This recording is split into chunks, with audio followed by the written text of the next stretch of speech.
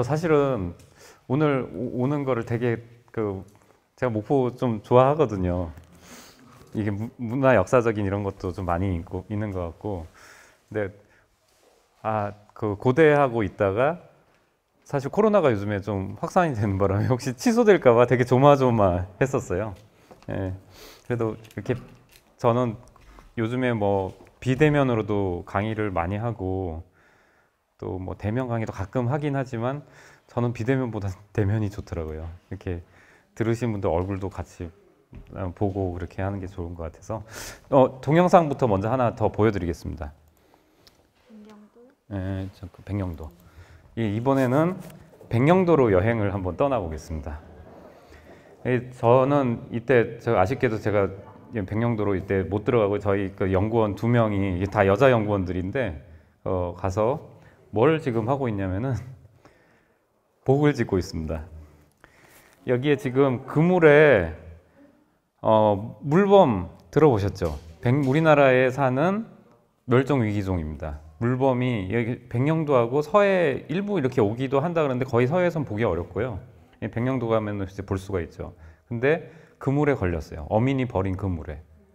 예, 그랬는데 아마 이 2명의 이 여자 연구원들이 만약 이때 그걸 발견하지 못했으면 아마 얘는 저 세상으로 갔을 가능성이 많습니다.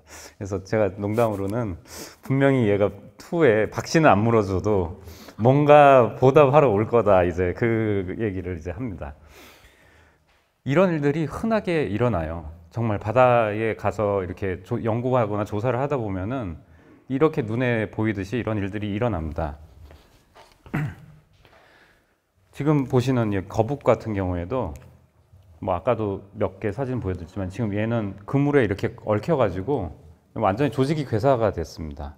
그래서 그냥 불구가 된 거죠. 그 상태로 있어도 바닷속에 어떻게 살 수는 있다고는 해요.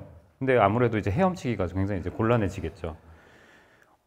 제가 이제 드리고 싶은 얘기는 바로 이 혼액과 더불어서 혼액 종류 중에서 굉장히 골치 아픈 혼액이 있습니다. 뭐냐면은 이거는 어민도 난 몰라가 돼버린 혼액입니다. 그냥 버린 어구들이에요. 버린 어구에 유령처럼 떠돌다가 이 어구가 누군가를 잡습니다. 그래서 그렇게 되면서 이제 문제가 생길 수가 있는데 저희들이 이제 뭘 했었냐면은 바다거북 좋아하니까 이제 거북을 연구를 좀 해보려고 이 거북과 관련된 일을 생각을 했습니다. 뭐냐면은 제주도에 바다거북이 혼액이 많이 돼요. 그러다 보니까 이제 혼액이 많이 되다 보니까 보통 이 제주도 인근 바다에서는 무슨 어업을 하냐면은 정치망이라는 걸 씁니다.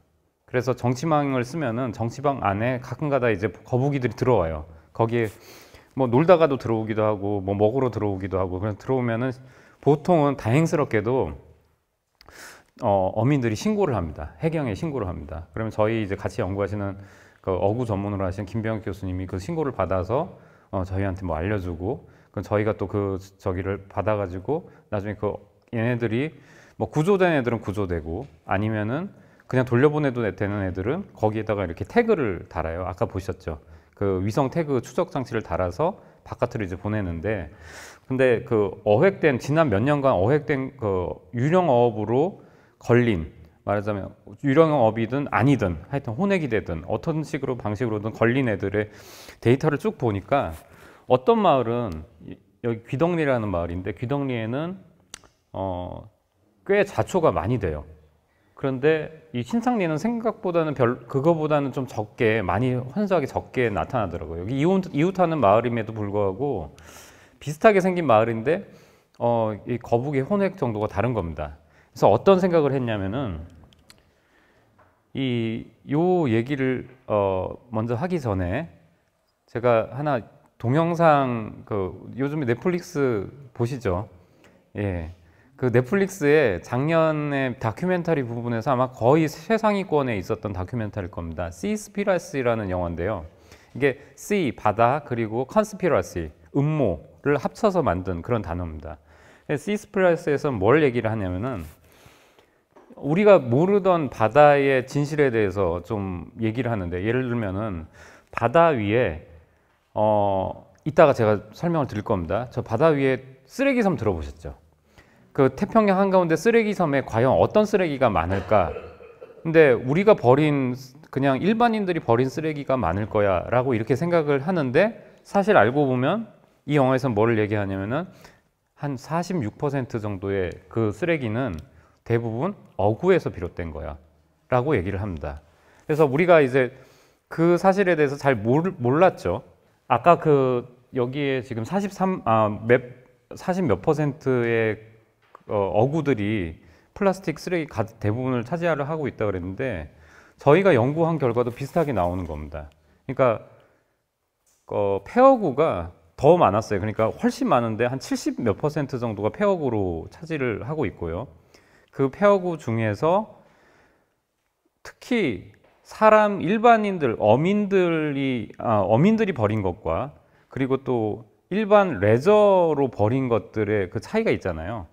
근데 상당히 그 어민들이 버린 것도 있지만 일반인들이 낚시를 하다가 버린 어구들도 굉장히 많다는 걸 알게 됐습니다. 그래서 이게 문제네. 그래서 그걸 보시면은, 예를 들어서 물속에 어떤 것들이 이제 보이는지를 보면은 로프 같은 거 물에서 이렇게 보여요. 이거 지금 뭔지 아시겠죠? 예, 루어입니다. 루어.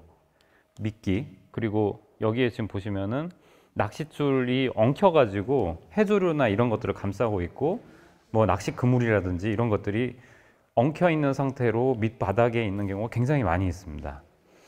근데 또 낚싯줄은 그냥 길게 늘어뜨리면은 이게 눈에 잘 안 보여요.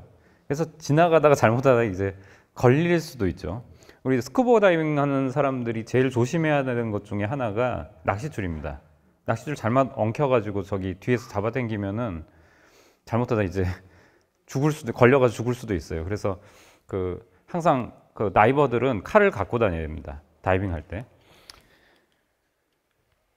이게 가장 오늘 제가 좀 드리고자 하는 얘기 중에 좀 핵심되는 얘기일 것 같은데, 아까 두 마을을 비교를 한다고 말씀을 드렸잖아요. 근데 그 두 마을을 저희는 보통 이제 과학을 하면은 가설이라는 걸 세웁니다. 가설이 어떤 답정너죠. 그래서 나는 내 생각엔 이렇게 될 것 같아 라고 생각을 하는 거예요. 그래서 뭘 생각을 했냐면은 혼액이 많이 되는 바다거북이 좌초가 많이 되는 마을에는 어민이 버린 폐어구가 많을 거야 라고 생각을 하고 조사를 해봤습니다. 근데 그물의 개수랑 그물의 크기랑 로프수랑 이런 것들이 저희가 생각했던 것만큼 차이가 안 나는 거예요. 근데 뭐가 차이가 나는지 봤더니 낚싯줄의 수, 낚싯줄 길이, 루어 개수 이런 것들이 차이가 나는 겁니다. 근데 여기에 지금 일반 어민도 낚싯줄을 쓰긴 합니다. 준학이라고요. 그런데 그 낚싯줄의 종류가 아니라 낚싯줄이 좀 가는 종류의 낚싯줄이에요. 대부분. 이게 무슨 얘기냐면은 우리 도시 어부님들이 열심히 낚시하고 버린 낚싯줄이라는 얘기죠. 그래서 이건 건져 올린 애들의 모습인데, 그물이라든지 로프라든지 아니면 루어라든지 낚싯줄이 굉장히 가는 것들이 여러 가지가 이렇게 있는 걸 볼 수가 있습니다. 저희가 이제 또 뭐 고래 부검뿐만 아니라 바다거북, 뭐 상갱이 이런 것들 이제 부검할 일이 있는데, 그 당시에 이제 해양생물 공동 부검을 하면서 바다거북 2마리를 부검을 했는데, 얘네들 공교롭게도 이 2마리 모두 다 낚싯줄에 걸려서 죽었더라고요. 근데 이 낚싯줄에 이제 목이 딱 걸려가지고 이렇게 죽어 있는데, 이걸 어디까지 이제 들어간 거지 하니까 진짜 낚싯줄이 길이가 이만한 게 나옵니다. 목에 보세요. 이 목은 보통 우리 인간의 목하고 좀 다르죠. 이 돌기가 이렇게 있는 걸 보실 수가 있을 거예요. 그래서 얘네들은 원래 이렇게 한번 삼키면은 역류하지 않도록 이런 기관이 발달해 있습니다. 특이하죠. 그래서 다 뜯어가지고 이렇게 안을 보니까 이렇게 낚싯바늘에 의해서 상처가 나 있고, 이제 목이 찢어진 거죠. 그래서 제가 이제 그런 얘기를 합니다. 어민이나 뭐 예를 들어서 혹시 낚시를 하다가 거북을 발견하면 계속 끌지 마라. 끌다 보면은 낚싯바늘이 목 속에서 그냥 찢어지면서 얘네들이 완전히 그 다음에는 이게 문제가 생길 수가 있다. 그래서 반드시 낚싯줄에 걸렸을 경우에는 낚싯줄을 입에 가까운 곳에서 끊어줘야 된다. 가위 같은 거로. 그래서 그 얘기를 합니다. 그래야만 그래도 문제가 안 생기고 살아갈 수가 있습니다. 여하튼 불쌍하게 죽었어요. 도시어부 방송 얘기를 좀 해야 될 것 같은데, 너무 요즘 사실은 이 프로가 인기가 있는 나머지 시즌이 뭐 1, 2, 뭐 지금 몇 편까지 하는지 모르겠습니다. 좋아하시는 분들도 굉장히 많이 계시고, 제 뭐 사촌이 아니라 저기 조카 같은 경우에도 낚시 좋아해가지고 낚시 이렇게 하는 거를 이렇게 볼 수 있는데, 근데 이 도시어부 프로그램이 어느 지역에 예를 들어서 낚시를 했다 이게 딱 나가고 나면은 그 지역의 바닷가에는 배가 몇백 척이 한꺼번에 뜬다고 하더라고요. 그러니까 그 좋은 장소라는 걸 이제 알리는 거죠. 그러다 보니까 바다가 빠른 속도로 아주 황폐화됩니다. 지금 이 미디어의 영향 때문에 사실은 다른 곳을 이제 돌아보지 못하는 상황이 발생하는 겁니다. 이 아류 프로들도 굉장히 다른 방송에서 많이 진행이 되었었고요. 이제 얼마 전에는 또 그 이경규 씨가 KBS 방송에 또 나와가지고 거기서도 무슨 그 낚시 얘기를 또 거기서 좀 하더라고요. 그러니까 너무 그런 붐이 많이 있으니까 사실은 저는 뭐 낚시하는 거는 개인의 자유죠. 네, 개인의 자유죠. 그거를 막지는 못합니다. 근데 여기에서 하나 이제 꼭 알아야 될 거는 우리가 그 낚시를 하고 버리는 어떤 폐어구들에 대해서는 책임을 져야 된다는 게 제 생각입니다. 그래서 지금은 우리나라가 낚시를 할 때 허가받지 않아요. 허가받지 않고 낚시를 합니다. 어디든 가서 마음대로 낚시를 할 수 있어요. 그런데 예를 들어 좀 선진국 같은 데, 뭐 가까운 일본이나 아니면은 미국 좀 멀지만, 그럼 우리가 선진국이라고 얘기하는 곳들은 낚시 면허지라는 게 있습니다. 그러니까 아무나 함부로 가서 낚시를 하지 못해요. 낚시하다가 이제 그냥 가끔가다 우리나라 분들 그 해외 나가셔가지고 뭐 전복 따러 가셨다가 신고당해가지고 경찰한테 잡히고 이런 일들이 있습니다. 조심하셔야 됩니다. 그래서 이 낚시 면허제는 못하더라도 최소한 환경에 대한 어떤 낚시를 하고 나서의 그 치유에 대한 분담금은 내야 되지 않을까라는 게 제 생각입니다. 자, 이제 세 번째 주제로 넘어가겠습니다. 뭐 플라스틱 그러면 우리가 버린 거 애들 고통받고 뭐 끝나지? 오케이. 그러면서 이제 그럼 우리는 별 문제 없는 거 아니야? 라고 생각을 하실지 모르겠지만 사실 우리가 버린 거를 우리도 먹고 있다는 사실에 주목해야 됩니다. 그래서 지금 여기에 그 WWF에서 이 광고가 하나 이제 나왔는데 이 카드 한 장 분량을 우리는 알게 모르게 지금 일주일에 한 장 분량을 먹고 있습니다. 평균적으로요. 안 먹으려고 해도. 특히 해산물 좋아하시잖아요. 그럼 해산물에 많이 들어 있습니다. 태평양 쓰레기섬 이제 얘기를 할 텐데, 바다 위에 저렇게 둥둥 떠 있는 쓰레기섬이 아주 큰 게 태평양이 크죠. 그 태평양에 저 두 군데에 저렇게 해류를 타고 흐르면서 저런 그 뭐라 그럴까, 해류들이 모이는 장소에 쓰레기들이 이제 가득 차게 되는 거죠. 그러면 쓰레기섬, 그러니까 진짜 쓰레기가 모여 있어 저렇게 섬이 됐나 보다라고 생각을 하실 텐데, 우리는 그래서 이런 물 속에 떠 있는 플라스틱 쓰레기가 이렇게 가득 모여 있는 걸 이렇게 상상을 하게 됩니다. 이거를 처음에 플라스틱 쓰레기 섬이 있다는 거를 듣고 벌써 십수년 전에 자기 배를 가지고 태평양 항해를 한 분이 있습니다. 찰스 무어라는 분인데, 이분이 자기 배 갖고 있으니까 그래도 할 수 있는 일이죠. 지금 보시면은 물 속에서 처음에 딱 가보니까 뭐 쓰레기섬 있다는데 도대체 어디 있어? 로케이션이 분명 거기 GPS를 가리키고 있는데 아무것도 없는 거예요. 근데 물속을 이렇게 딱 떠가지고 보니까 저런 게 등장하는 겁니다. 완전 흐물흐물 쓰레기가 찢어져가지고, 저거는 물도 아니고 뭐 플라스틱도 아닌 것이 그냥 저런 상태로 있는 것들이 이제 보이는 거죠. 그러면 분명히 저 바다에 사는 생물들은 저걸 먹을 수밖에 없을 거예요. 우리가 이제 지금 미세먼지도 문제지만 바다에서는 미세 플라스틱이 문제입니다. 그래서 미세먼지보다는 크지만 크기가 대략 한 5mm 이하인 거를 우리가 미세 플라스틱이라고 얘기를 해요. 근데 전 세계에 지금 어느 곳이든 이 플라스틱, 미세 플라스틱이 문제가 안 되는 곳은 아무것도 없습니다. 다 엄청나게 문제고요. 아까 제가 먹을 수밖에 없다고 말씀을 드렸잖아요. 얘는 뭐냐면은 바다에 사는 아주 작은 생물이에요. 그러니까 현미경으로 봐야 보이는 한 1mm 정도 되는 크기의 바다에 사는 벌레인데 이걸 뭐라고 부르면 요광류라고 부릅니다. 컵페퍼다. 근데 얘네가 원래 얼마나 중요하냐면은 우리가 굴 얘기하잖아요. 굴 같은 것들. 그런 애들이 먹이로 주로 쓰는 애들이 얘네들입니다.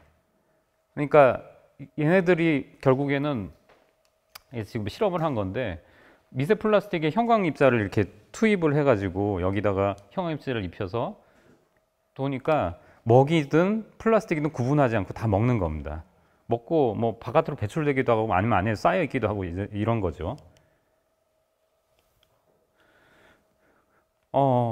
우리 생선은 말할 것도 없죠. 사실 생선 먹으면서 창자를 이제 끄집어내니까 우리가 다행히 많은 플라스틱을 안 먹을 뿐이지. 그런데 어디론가를 통해서 사실 미세 플라스틱을 흡수할 수 있는 경로는 여럿이 될 수 있습니다. 예. 앞서 해양동물 부검 말씀드렸잖아요. 부검하면서 저희가 또 뭘 했냐면은 이 미세 플라스틱들이 얼마나 이제 얘네들이 있는지 그냥 직접적으로 뭐 질식하든지 이렇게 아니면 뱃속에 가득 차서 죽는 경우도 있지만 미세 플라스틱도 문제가 될 수 있으니까 조사를 해봤어요. 얘네가 미세 플라스틱 때문에 죽었을 리는 아직 없을 것 같은데 근데 참 재미있게도 이 다 종마다 미세 플라스틱의 종류가 가지가지입니다. 가지가지.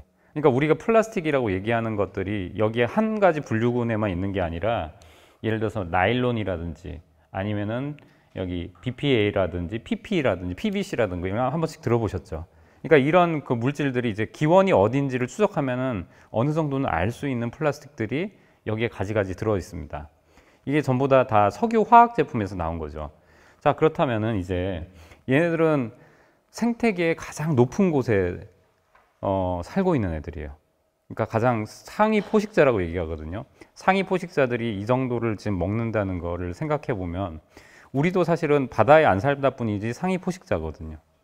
바다 생물을 상위 포식으로 먹고 있죠. 심지어는 최고 상위 포식자라고 생각하는 참치 같은 것도 먹습니다. 자, 미세 플라스틱을 그렇게 해서 이제 먹는데 우리가 이제 앞서서 그런 먹이 사슬을 통해 가지고 얘가 작은 동물이 먹으면 그 작은 동물을 먹는 다른 동물이 먹고 또 다른 동물이 먹고 이런 식으로 계속해서 전이가 될 수 있는 거예요. 아이고.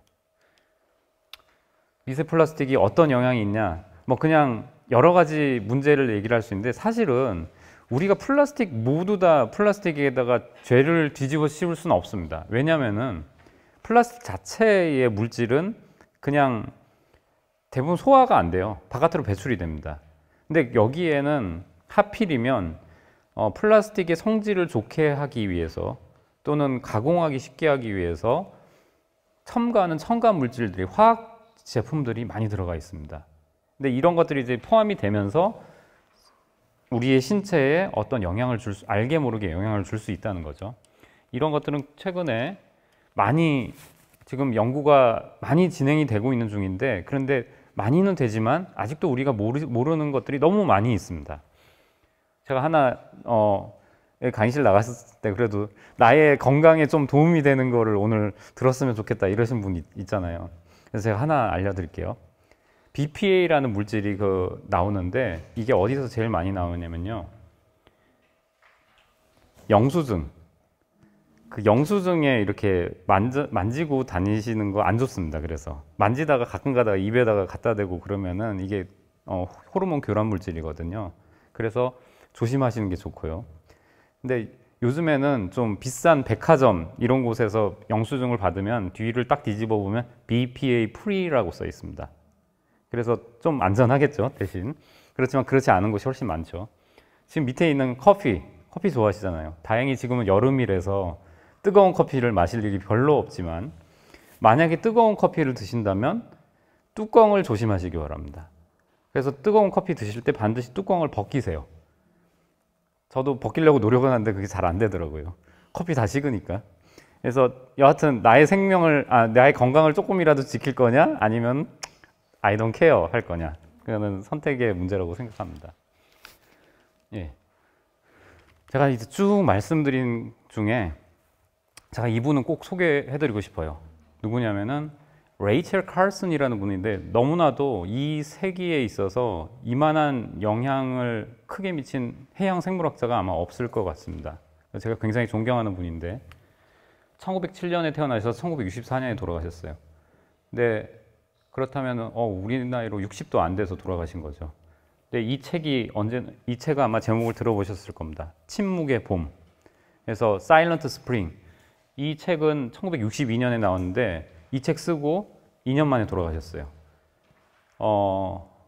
아마 책을 쓰고 나서 굉장한 좀 스트레스 때문에 그럴 수도 있다는 생각이 들고 암으로 돌아가셨는데요.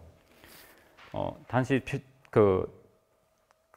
투병 과정임에도 불구하고 이 책을 다 완료를 하시고 이 책을 세상에 내놓았는데, 이분의 작품이 몇 가지 작품이 있죠. 근데 마지막 이제 작품인데 이 책에서는 굉장히 중요한 얘기를 합니다.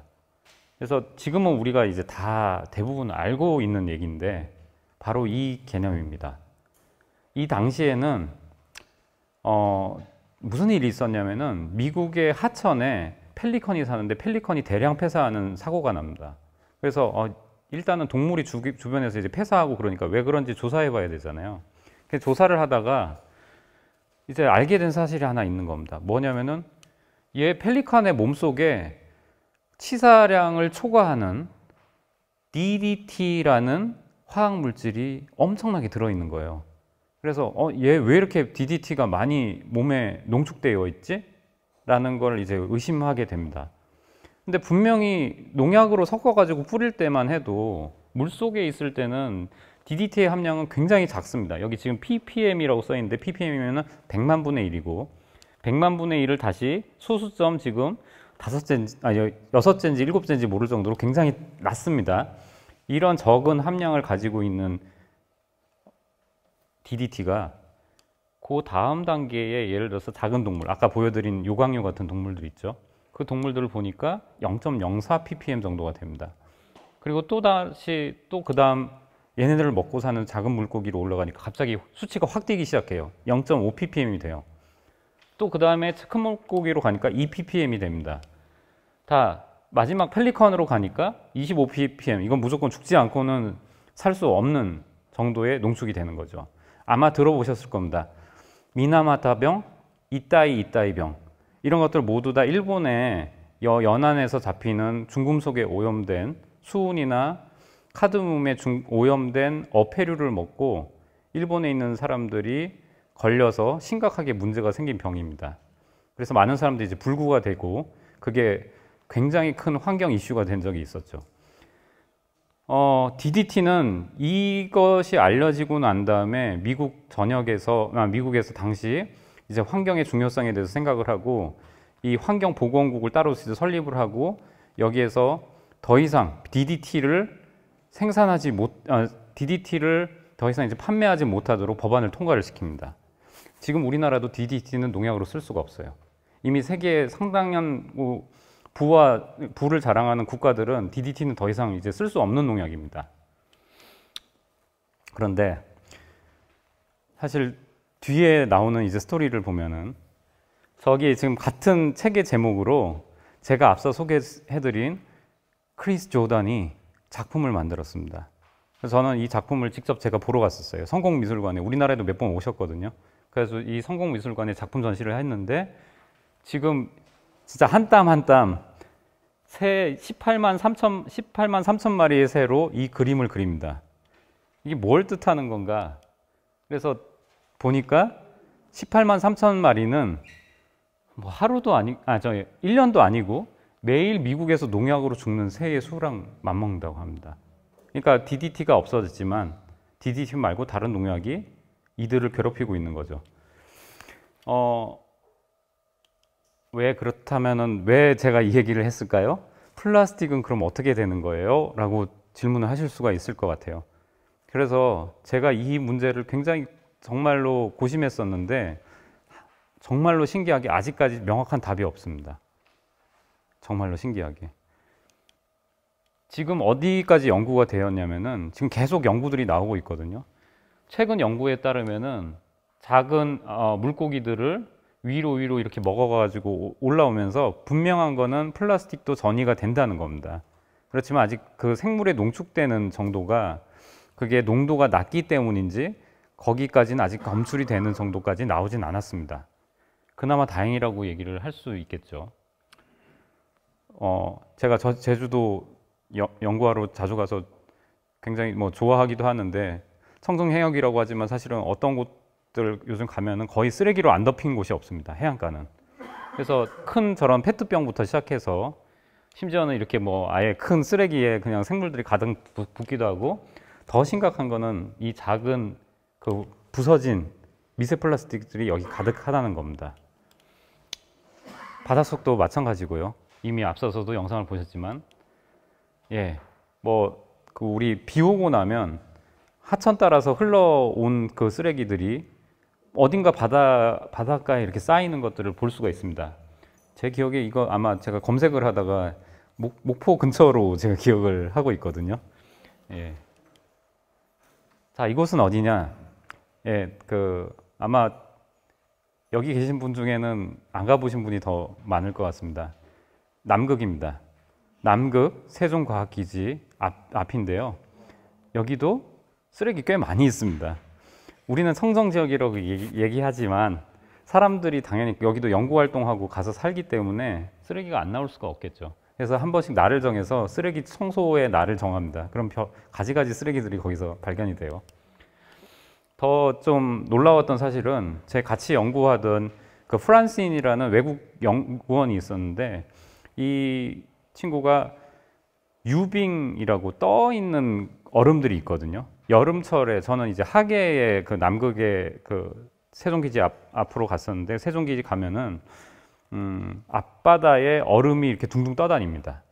근데 그 얼음은 바닷물이 얼어서 얻는 얼음이 아니라 말하자면 빙하, 눈이 쌓여서 그것들이 만들어진 얼음들입니다.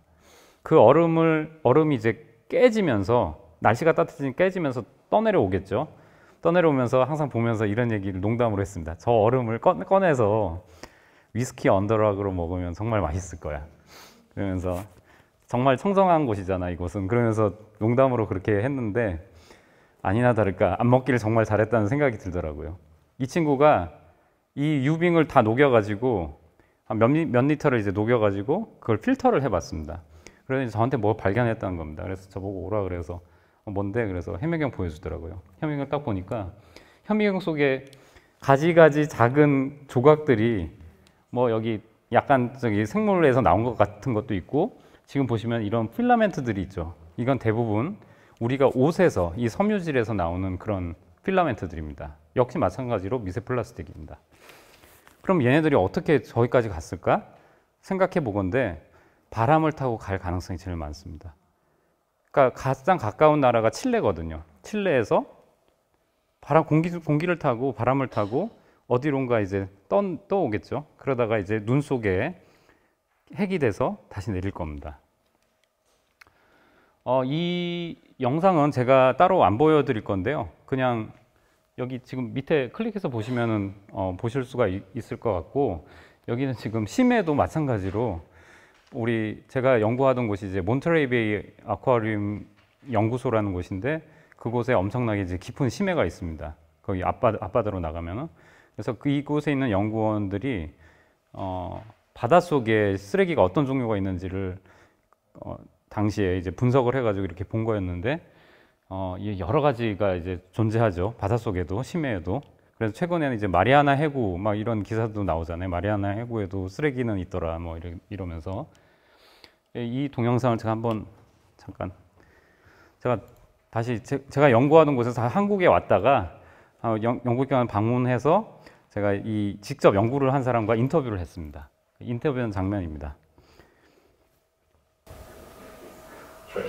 Well, for me, it just really exemplifies how we're all connected. This whole planet is connected by the ocean, and that's why we often talk about the ocean, not oceans, plural, because they're all connected. And so no matter where the plastic or the garbage enters, it could wind up in very many different places, and a lot of times it does accumulate in these gyres in the middle of the Pacific Ocean or the Atlantic. But this, we're not sure exactly how this got here, but this is not far off our coast, and it's a Korean Coca-Cola bottle. Yes. Yeah. 예, 1700 meters. 예, 제가 왜 이 영상을 지금 이 사람들이 우연히 찾다가 이 유튜브 영상에 한국말로 코카콜라라고 써 있는 병이 그 미국 앞바다에서 발견이 된 겁니다. 그래서 거기에 이렇게 나오는데 너무 눈에 잘 띄잖아요. 그래서 이제 얘기를 하는데 뭐 다 이해하셨겠지만 세상이 이 정도로 다 연결이 돼 있다. 우리 이미 경험을 하고 있습니다. 코로나 때문에 지금 엄청 다 세계 전체가 다 고통을 받았잖아요. 그러니까 모든 우리가 뭐 떼놓고 뭐 우리나라 뭐 어디 이렇게 해가지고 생각을 할 수가 없다는 거죠. 예, 다음. 자, 이제 거의, 예, 그 다음, 예. 책 하나, 애들 책인데요.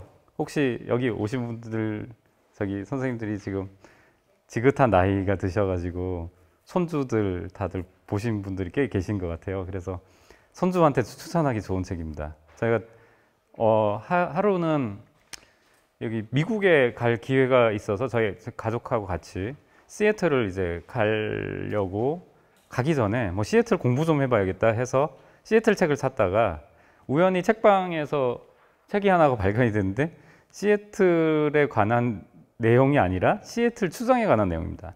자, 시애틀은 원래 추장의 이름이에요. 아메리칸 인디언이요. 그 추장이 이 일장의 연설문이 이 책에 들어가 있는데 그런데 애들이 읽기에도 좋지만 어른이 읽기에도 너무 좋은 내용이 여기 들어가 있습니다. 이분이 제가 이제 그 내막을 좀 얘기를 하면은 원래 우리 그 아메리칸 인디언들을 처음에 이제 영국이나 유럽의 지역에서 이제 건너가서 많이 좀 학살도 하기도 하고 많이 이렇게 땅을 넓히기도 했잖아요. 근데 이 시애틀 지역에서 당시 이제 이곳을 관할을 하던 추장한테 이 침입해 온 사람들이 이렇게 회유를 합니다. 어떻게 회유를 하냐면은 당신 땅 좀 팔지? 땅 좀 팔아 이렇게 하면서 얘기를 한 겁니다. 지금 사실 그 미국은 땅을 예를 들어서 우리 알래스카 같은 땅도 엄청나게 싸게 사들인 땅이거든요. 제가 국가가 멕시코였나 갑자기 헷갈리는데 이 땅을 판매하는 과정에서 엄청난 이익을 이제 거둔 거죠. 근데 추장이 황당한 거죠. 아니 원래 땅이 주인이 없는데 그 땅을 왜 팔라는 말이냐 이러면서 뭐가 이게 말이 되는 거예요. 그래서 일장 이제 거기에서 연설을 합니다. 그 연설문에 뭐 오늘 다 읽어드릴 수는 없고 제가 일부만 여기 그림책과 같이 보여드리겠습니다. 제가 읽겠습니다. 언젠가 내 아버지가 내게 이렇게 말씀하신 적이 있다. 나는 나무들 몸속에 흐르는 수액을 내 혈관을 흐르는 피처럼 잘 알고 있노라고. 우리는 이 땅의 일부이고 이 땅은 우리의 일부라고. 대지 위에 피어나는 꽃들은 우리의 누이들이라고. 곰과 사슴과 독수리는 우리의 현재라고. 바위산 꼭대기 널따란 들판 그 위를 달리는 말들 모두가 한 가족이라고. 예, 한 장 더 읽겠습니다. 우리는 알지 세상 만물은 우리를 하나로 엮는 핏줄처럼 서로 연결되어 있다는 것을. 우리들 사람이 이 생명의 그물을 엮은 것이 아니라 우리는 단지 그 그물 속에 들어있는 하나의 그물코일 뿐. 우리가 이 그물을 향해 무슨 일을 하든 그것은 곧바로 우리가 우리 자신에게 하는 일. 제가 앞서서 말씀드린 내용을 그대로 이분은 다 깨치신 것 같습니다. 마치 뭐 불교에서 얘기하는 뭐 제망차례 이런 것하고도 좀 관련이 되는 것 같아요. 책 한 권 더 소개를 하겠습니다. 이거는 애들용은 아니고요. 어른용인데 바로 아마 지적인 허영심을 자랑하는 대한민국 국민들은 모두 자기 책 서가에 한 권씩은 꽂아놓고 있는 책입니다. 총균쇠라는 책인데요. 바로 이 책을 쓰신 분은 제레드 다이아몬드. 라는 멋있는 이름을 갖고 계시는 분이고, 이분이 UCLA의 교수님이죠. 근데 이분이 이 책에 담고 있는 내용, 사실은 이 책을 집에 갖다 놓고 보지 않은 분도 굉장히 많이 계세요. 그래서 제가 오늘 간단하게 요약을 해드릴게요. 일종의 인류 문명의 역사에 대해서 다룬 책입니다. 어떤 나라는 잘 살고 어떤 나라는 못 살고 왜 그렇게 결정이 된 거지? 도대체 그 백그라운드에 뭐가 있는 거야? 이렇게 질문을 합니다. 그래서 이분이 분석한 결과 이게 최종적으로 얘네들 공통분모에 이게 있었어. 그 공통분모는 바로 총과 균, 우리가 고통받았던 코로나, 그리고 스틸, 철, 쇠, 이 세 가지만 가지고 있으면은 약한 민족들을 점령을 하고 자기가 그곳에서 승자가 돼서 엄청난 부와 문명을 자랑할 수 있었다라는 내용입니다. 자, 그런데 이분이 사실은 여기 이 책으로 끝나는 게 아니에요. 그 후속작이 있습니다. 이건 잘 모르시더라고요, 대부분. 후속작은 정말 조금 선작보다는 암울한 내용인데 컬랩스라는 영어 제목으로 되어 있고, 우리 말로는 원래 책이 이게 번역이 되온 지 꽤 오래 지나서 지금 아마 절판이 된 걸로 알고 있습니다. 문명의 붕괴라는 제목으로 책이 번역이 되어서 나왔습니다. 근데 이 책은 뭘 다루고 있냐면은 앞서서는 문명이 어떻게 융성했는지를 얘기를 하고 있잖아요.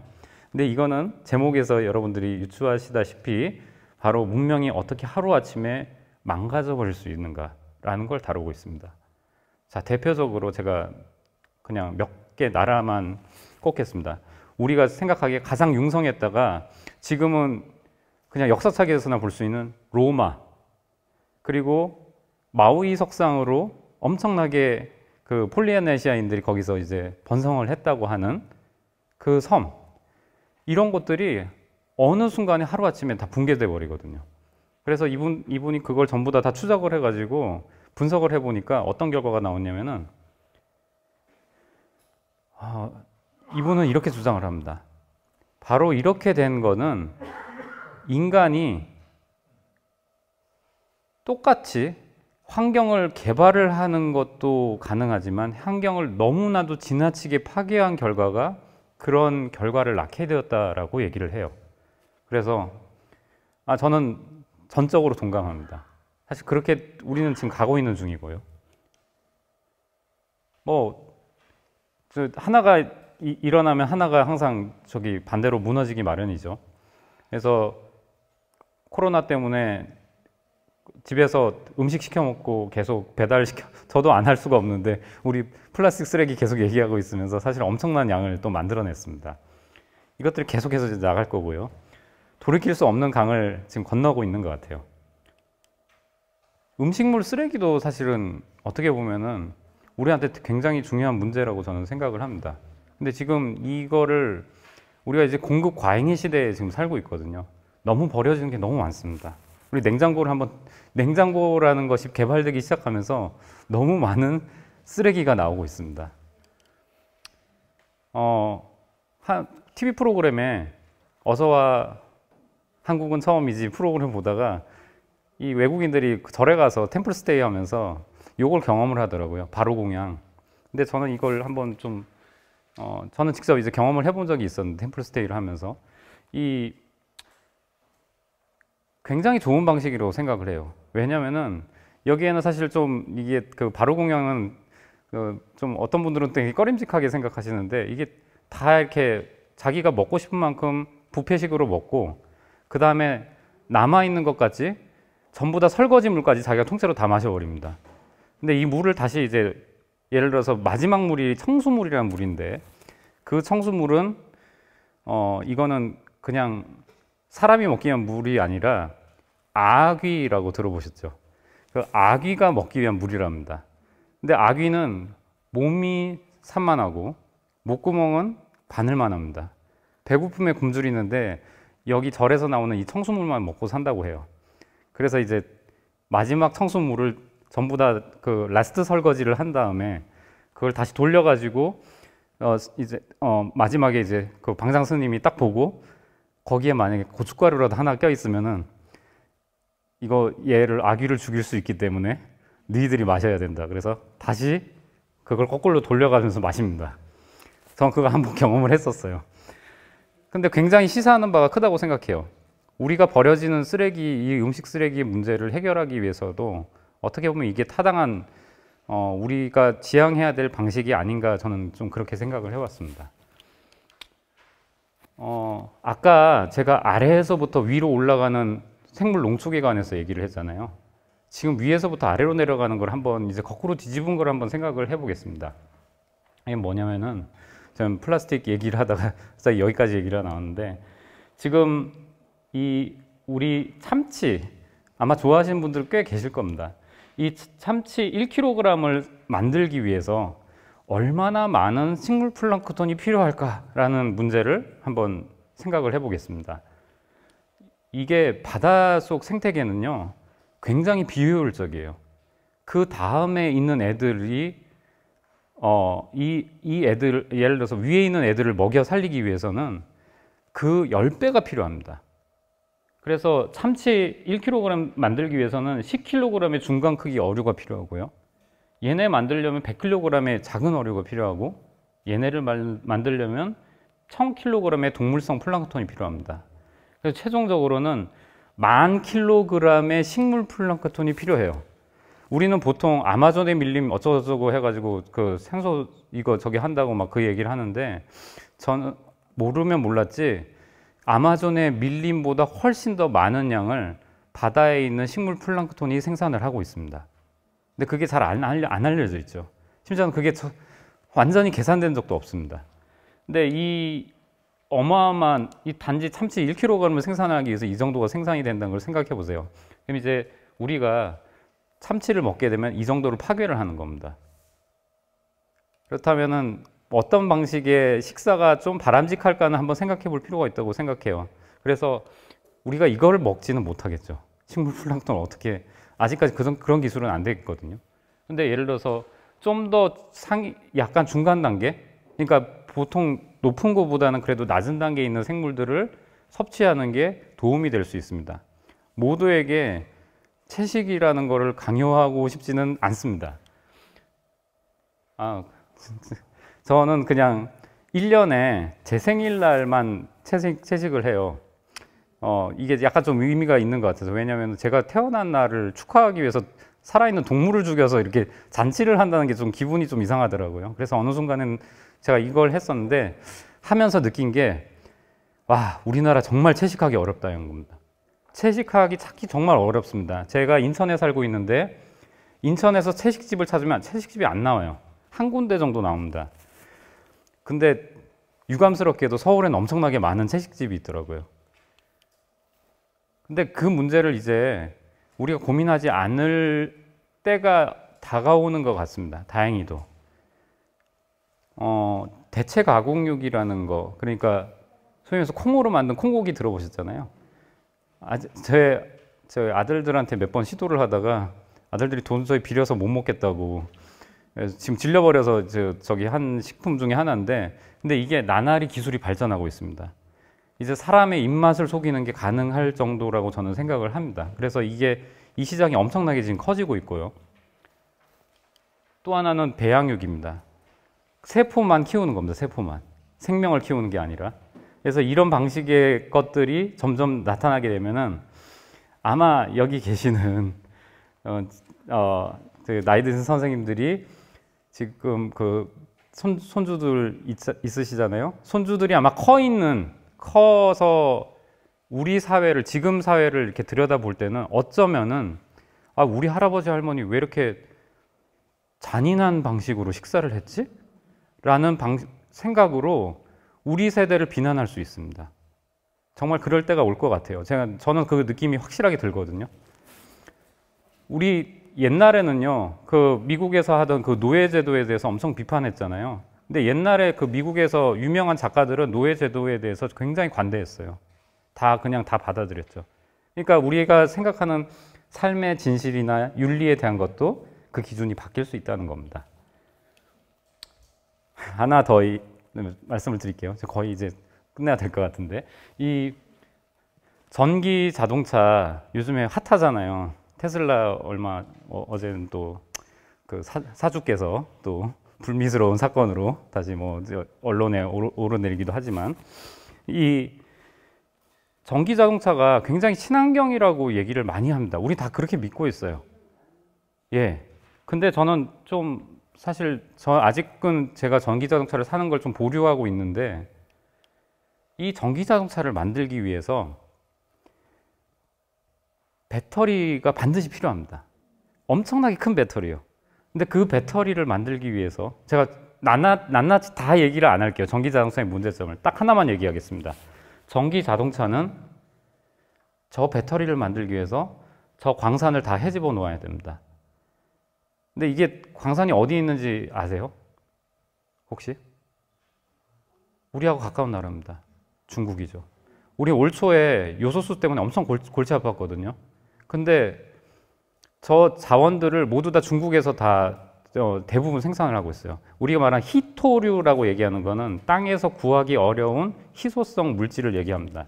근데 희토류가 들어가는데 희토류를 생산하기 위해서 엄청난 광산을 개발을 해야 되고 그리고 다시 그 광산을 개발해서 이 희토류를 뽑아내려면은 어마어마한 물을 써야 됩니다. 이제 퀴즈 하나 내겠습니다. 지금 제가 마지막에 지금 마지막 슬라이드에서 세 번째 슬라이드인데 지구가 두 개가 있는데 저기 동그란 공 보이시죠? 초록색 그리고 분홍색 공입니다.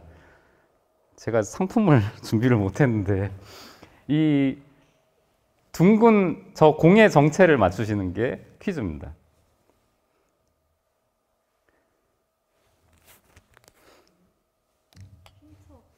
힌트는 이게 지금 백그라운드 모양이 지구의 모양이 좀 다르죠. 그게 힌트입니다.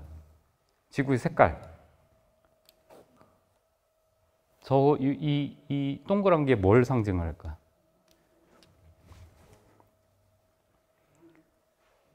예. 어느 분이 말씀하셨죠? 예. 근데 혹시 여기 박물관에서 이렇게 그 상품 같은 거 준비해서 주실 수 있는 기념품이라도 주시면 좋을 것 같은데. 맞추셨어요. 물입니다, 물. 자, 우리가 쓰는 물이요. 바닷물 전체를 다 끌어모아서 바닷물이 전체 물 중에 97%를 차지합니다. 지구상에 있는 물 중에. 다 끌어모아서 모으면 이 정도가 된다고 합니다. 생각하신 것보다 작죠? 솔직히. 그렇잖아요. 우리 바다를 맨날 덮고 있는 70%가 어쩌고저쩌고, 지구를 덮고 있는 70%가 물이고 엄청 물이 많다. 바다는 중요하다. 이 얘기는 하는데, 바닷물이 요거야?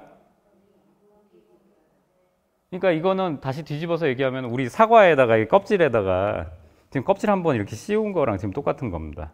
그냥 이 코팅했다고 생각하시면 돼요. 그런데 여기에서 아까 엄청나게 깊은 몇천 미터 심해도 나오고 그럽니다. 근데 어마어마하죠. 근데 여기에 그러면 분홍색은 자연히 아실 겁니다. 우리가 숨쉬는 공기입니다. 예. 어쩌면은 우리 전기자동차 무슨 그런 얘기 자꾸 하고 그러는데 우리 숨 좀 잘 쉬어보자고 아니면 기후변화 좀 막아보자고 자꾸 이 공기 얘기하면서 전기자동차를 지금 하는데 이걸 지키기 위해서 어쩌면 이걸 잃어가고 있는지 모르겠습니다. 굉장히 중요한 문제거든요. 그래서 지금 사실 중국에서는 그 광산 주변에 엄청나게 혈액암 질병으로 앓아서 죽는 사람들이 굉장히 많다고 합니다. 근데 우리는 그런 것들을 다 그냥 소외하고 있죠. 이 똑같은 지구입니다. 어디서 찍었을까요? 예, 달 뒷면에서. 그래서 이 작품은 인류가 혹시 처음에 달에 내딛었을 때의 우주선 이름을 아십니까? 아폴로 11호. 예, 11호가 달에 처음에 착륙했어요. 근데 그 전에 아폴로 11호 전에 8호가 있었습니다. 8호. 아폴로 8호가 달에는 안 내려오고 달 뒷면에서 지구사진을 찍어서 지구에 전송을 합니다. 근데 이날이 어느 날이냐면은 1968년도 12월 24일입니다. 크리스마스 이브입니다. 그래서 크리스마스 이브에 이 장면을 찍어서 딱 보냈는데 그 사람들이 막 들떠 있잖아요. 근데 이전까지만 해도 사람들이 지구의 저런 모습을 본 적이 한 번도 없었어요. 지구가 저렇게 생겼을 거라는 거, 그리고 지구가 저 정도 크기밖에 안 되나 하는 저 뒷면에서 보니까 저런 모습을 한 번도 본 적이 없었습니다. 그리고 그 다음날에 뉴욕타임즈 기사에 맥클래쉬라는 그 시인이 시를 지어서 이렇게 같이 이제 뉴욕타임즈에 올렸는데, 우리가 진정으로 지구인으로 살아가는 거는 정말로 이 지구에 탑승하고 있는 탑승자라는 걸 인식하고 있을 때라는 것이다라는 제목으로 이 시를 씁니다. 그 시가 나가고 또 몇 년이 또 흘렀습니다. 보이시나요? 이게 지구입니다. 먼지예요, 먼지. 누가 찍었냐? 보이저호가 찍었습니다. 그 이후에 더 기술이 발달해서 더 먼 곳에서 찍은 거죠. 이 우주 전체로 보면 우리 지구도 엄청나게 작은 존재고, 지구 전체로 보니까는 더 작은 존재니 우린 진짜 먼지도 안 되는 존재죠. 제가 마지막으로 끝으로 이런 말씀을 드리고 싶어요. 제 지도 교수님 좀 얘기를 좀 해야 될 것 같은데, 저 요즘에 지도 교수님 너무 팔고 다니니까. 제 지도 교수님이 최재성 교수님이거든요. 요즘에 워낙 너무 이제 그냥 석학으로 유명해지셔가지고, 근데 이분이 처음에 한국에 오셔서부터 계속 줄기차게 캐치프레이즈로 하신 게 있습니다. 그게 뭐였냐면은 알면 사랑한다라는 거였습니다. 내가 동물을 알면은 비록 기생충이지만 기생충을 알면은 기생충이 너무 이뻐 죽겠어요, 이런다는 겁니다. 그래서 그거를 저는 조금 더 발전을 시켜보고 싶어요. 우리가 알면은 사랑하는 단계를 넘어서서 행동하게 됩니다. 근데 이게 제가 이제 다시 좀 철학적인 좀 질문을 이제 던질까 하는데,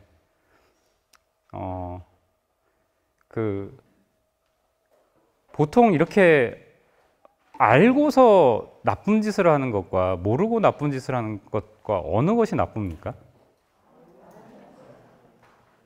예. 그런데 지금 대부분 다 알고서 나쁜 짓 하면 나쁘다고 아이들한테 가르치시잖아요. 근데 저는 환경에 있어서는 이게 반대된다고 생각합니다. 우리가 알면서 나쁜 짓 하는 것보다 모르고 나쁜 짓 하는 게 훨씬 더 무섭습니다. 왜? 그 결과를 알 수가 없으니까. 근데 우리가 알게 되면요, 내가 하는 행동이 어떤 환경에 어떤 위해를 가할 수 있다는 걸 조금이라도 알게 되면 내가 나쁜 짓을 하더라도 나의 행동을 어느 정도는 제어를 할 수 있다고 저는 믿고 있습니다. 그래서 저는 이 방을 지금 제 강의 끝나고 나가시면서 여러분들께서 엄청난 변화를 하실 거라고 전혀 생각하진 않거든요. 기대도 하진 않습니다. 그런데 그래도 마음속에나마 조금이나마 모르던 걸 아시면서 무언가 그래도 약간은 행동이 변하실 거라고 저는 믿어요. 그래서 그게 작은 것이지만 내가 알게 되면서 출발한다는 거를 제가 꼭 말씀을 드리고 싶습니다.